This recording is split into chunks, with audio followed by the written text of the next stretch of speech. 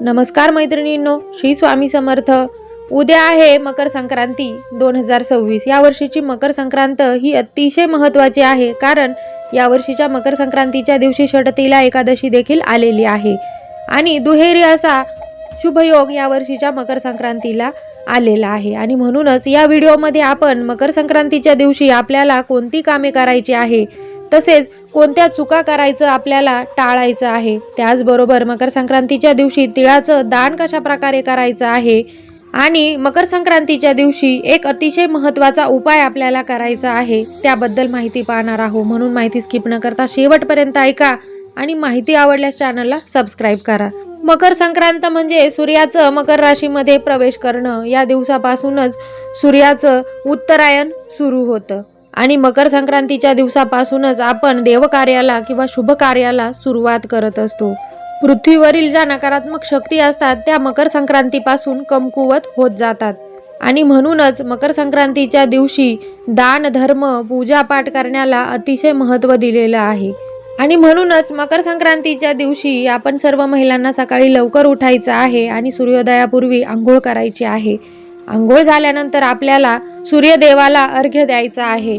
अर्घ्य देत असताना आपल्याला ओम श्री गृहिणी सूर्याय नमः या मंत्राचा 11 वेळा जप करायचा आहे. यानंतर आपल्या अंगणामध्ये पाणी शिपडून सडा टाकून आपल्याला रांगोळी काढायची आहे आणि घराच्या मुख्य दरवाजाला हळदीचं लेपन करायचं आहे. आणि सर्वात महत्त्वाचं म्हणजे घराच्या मुख्य दरवाजाच्या बाहेर आपल्याला तिळाच्या तेलाचा दिवा लावायचा आहे. असं केल्याने जी नकारात्मकता आपल्या घराच्या दाराशी आलेली असते ती दूर होते आणि आपल्या घरामध्ये आपल्या मनामध्ये सकारात्मकतेचं वातावरण निर्माण होत असतं. बघा, मकर संक्रांतीच्या दिवशी तिळाला विशेष महत्त्व दिलं जातं, तिळाचा मान असतो आणि म्हणूनच आपल्याला तिळगुळ हे मकर संक्रांतीच्या दिवशी खायचे असतात. त्याचबरोबर आपल्या देवघरातील देवांना आपल्याला तिळगुळ अर्पण करायचे असतात. तिळगुळाचा नैवेद्य हा दाखवायचा असतो आणि उद्या एकादशी आहे, त्यामुळे आपल्याला देवघरातील देवांना तिळगुळाचा नैवेद्य दाखवायचा आहे. त्याचबरोबर आपल्या घराजवळ जर श्री विठ्ठल आणि भगवान विष्णूंचं मंदिर असेल तर तेथे जाऊन आपल्याला श्री विठ्ठलांना व भगवान विष्णूंना तिळगुळाचा नैवेद्य अर्पण करायचा आहे. त्याचबरोबर आपल्याला आपल्यापेक्षा लहान व्यक्तींना तिळगुळ द्यायचे आहे आणि तिळगुळ देत असताना तिळगुळ घ्या गोड गोड बोला असं म्हणायचं आहे. त्याचबरोबर मकर संक्रांतीच्या दिवशी आपल्याला तिळाचं दान करायचं आहे आणि हे दान आपल्याला 6 प्रकारे करायचं असतं. बघा, आपल्याला संक्रांतीच्या दिवशी तिळानं स्नान करायचं असतं, तिळाचं लेपन आपल्या अंगाला करायचं असतं, त्याचबरोबर तिळाचं भक्षण करायचं असतं म्हणजे तीळ आपल्याला खायचे असतात आणि तिळाचं अर्घ्य सूर्यदेवाला द्यायचं असतं. त्याचबरोबर तिळाचं तर्पण आपल्या पितरांच्या नावानं आपल्याला संक्रांतीच्या दिवशी करायचं असतं आणि सर्वात महत्त्वाचं म्हणजे संक्रांतीच्या दिवशी आपल्याला तिळाचा हवन करायचा असतो आणि हा हवन करायचा हे बऱ्याच लोकांना माहीत नसतं. बघा, तिळगुळांना संक्रांतीच्या दिवशी अतिशय मान दिलेला आहे आणि म्हणूनच आपल्याला संक्रांतीच्या दिवशी तिळाचा हवन करायचा आहे. संक्रांतीच्या दिवशी तीळ दान करायचे असतात. संक्रांतीला तिळाचं दान केल्याने आपले पूर्वज आपल्यावर प्रसन्न होतात असं म्हणतात आणि म्हणूनच आपल्याला संक्रांतीच्या दिवशी गरजू व्यक्तींना तीळ दान करायचे आहे किंवा कपडे दान करायचे आहे. त्याचबरोबर इतर ज्या काही महत्त्वाच्या वस्तू आहे त्या वस्तू देखील गरीब व्यक्तींना आपल्याला दान करायचे आहे. थोडक्यात सांगायचं म्हणजे संक्रांतीच्या दिवशी दानधर्म करण्याला विशेष महत्त्व दिलेलं आहे. आता दान कधी करायचं तर बघा, तुम्ही संक्रांतीच्या दिवशी सकाळी किंवा दुपारी केव्हाही दान करू शकतात. दानधर्म करताना काही महत्त्वाच्या गोष्टी आपल्याला लक्षात घ्यायच्या आहे, काही नियम आहे जे पाळायचे आहे. बघा, दानधर्म हा नेहमी गरजू व्यक्तींना केला पाहिजे. गरीब व्यक्तींना आपल्याला वस्तू दान करायच्या आहे. त्याचबरोबर दान करत असताना आपल्या मनामध्ये कोणत्याही प्रकारचा गर्व किंवा अहंकार ठेवायचा नाही. आपलं मन अगदी स्वच्छ ठेवायचं आहे. आणि सर्वात महत्त्वाचं म्हणजे ज्यावेळेस आपण दानधर्म करतो त्यावेळेस आपल्याला कोणत्याही प्रकारचा फोटो काढायचा नाही. बघा, दानधर्म हे आपण कुणाला दाखवण्यासाठी किंवा दिखावा करण्यासाठी करत नसतो.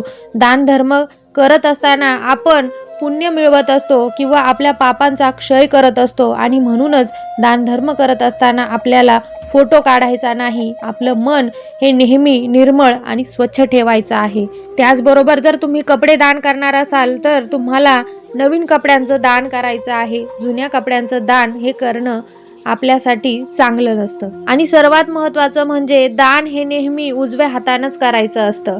आता दान धर्म कोणत्या वस्तू करायच्या तर बघा, तुम्ही तिळगुळ दान करू शकतात, अन्नपदार्थ दान करू शकतात, त्याचबरोबर तुम्ही भांडे दान करू शकतात, किंवा आता थंडीचे दिवस आहे म्हणून तुम्ही गरम कपडे, चादर, कंबळ, घोंगडी, स्वेटर, टोपी अशा प्रकारच्या कपडे दान करू शकतात. आणि दान हे नेहमी गुपित ठेवायचं असतं. आपण जे काही दान धर्म करत आहो हे कुणालाही सांगायचं नसतं. आता संक्रांतीच्या दिवशी आपल्याला काय करायचं नाही, कोणत्या गोष्टी आहे ज्या आपल्याला करायच्या नाही, तर सर्वात प्रथम म्हणजे संक्रांतीच्या दिवशी आपल्याला कुणाशी भांडायचं नाही, रागायचं नाही, किंवा मोठ्याने ओरडून कोणाशी बोलायचं नाही.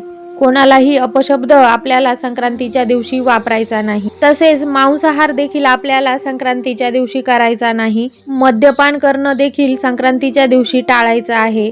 मकर संक्रांतीच्या दिवशी एकादशी असल्यानं आपल्याला श्री विष्णू सहस्रनामाचं पठण या दिवशी करायचं आहे. तसंच जर जमलं तर सर्व महिलांनी श्री दुर्गा सप्तशतीचा कमीत कमी एक पाठ मकर संक्रांतीच्या दिवशी करायचं आहे, किंवा कुंकुमार्चन आपल्याला करायचं आहे. आपल्या कुलदेवीच्या टाकावर आपल्याला कुंकुमार्चन करायचं आहे. आता सुवासिनी महिलांनी मकर संक्रांतीच्या दिवशी हळदी कुंकू देखील केलं तर अतिशय उत्तम आहे. बऱ्याच ठिकाणी संक्रांतीच्या दिवशीच महिला हळदी कुंकू करत असतात, एकमेकींना वाण देत असतात. आणि सर्व महिलांनी मकर संक्रांतीच्या दिवशी आपल्या कुलदेवीला आणि कुलदेवांना तीळ अर्पण करायचे आहे, तिळाचा नैवेद्य दाखवायचा आहे. आणि दिवसभरात आपल्याला जितका शक्य होईल तितकं रामकृष्ण हरी किंवा पांडुरंग पांडुरंग या मंत्राचा जप करायचा आहे. आणि आता सर्वात महत्त्वाचं म्हणजे एक उपाय आपल्याला संक्रांतीच्या दिवशी संध्याकाळी करायचा आहे. आणि तो उपाय कोणता तर बघा, आपल्याला संक्रांतीच्या दिवशी संध्याकाळी एक तिळाच्या तेलाचा दिवा लावायचा आहे. आता तुम्हाला एक पंती घ्यायची आहे, त्यामध्ये 2 वातींची मिळून एक वात तयार करायची आहे आणि त्यामध्ये तिळाचं तेल टाकायचं आहे. जर तुमच्याकडे तिळाचं तेल नसेल तर तुम्ही शुद्ध गाईचं तूप देखील वापरू शकता, किंवा जे तेल तुम्ही वापरणार आहात त्यामध्ये तुम्हाला थोडेसे पांढरे तीळ टाकायचे आहे आणि हा दिवा तुम्हाला प्रज्वलित करायचा आहे. आणि हा दिवा आपल्या घराच्या मुख्य दरवाजाच्या बाहेर आपण जेव्हा घरात प्रवेश करतो तेव्हा आपल्या उजव्या बाजूला ठेवायचा आहे. दिवा ठेवत असताना आपल्याला सर्वप्रथम दिव्याच्या खाली थोडेसे पांढरे तीळ टाकायचे आहे आणि त्यावर आपल्याला दिवा ठेवायचा आहे. आणि या दिव्याजवळ बसून आपल्याला 21 वेळा श्री स्वामी समर्थ, श्री स्वामी समर्थ असं म्हणायचं आहे. बघा, संक्रांतीच्या दिवशी असा दिवा लावल्याने आपल्या घरामध्ये ज्या काही वाईट शक्ती असतात त्यांचा नाश होतो. त्याचबरोबर आपल्या घरामध्ये धनधान्याची वृद्धी होऊन आपल्या घरामध्ये माता लक्ष्मी नेहमी वास करते आणि आपल्या ज्या काही पैशाशी संबंधित अडचणी असतात त्या नाहीशा होतात. तर अशा प्रकारे या काही गोष्टी आहेत ज्या आपल्याला संक्रांतीच्या दिवशी करायच्या आहे आणि काही गोष्टी करणं आपल्याला टाळायचं आहे. माहिती आवडली असेल तर चॅनलला सबस्क्राईब करा आणि व्हिडिओला लाईक, शेअर, कमेंट करा. पुन्हा भेटू नवीन माहितीसोबत नवीन व्हिडिओमध्ये. तोपर्यंत धन्यवाद. श्री स्वामी समर्थ.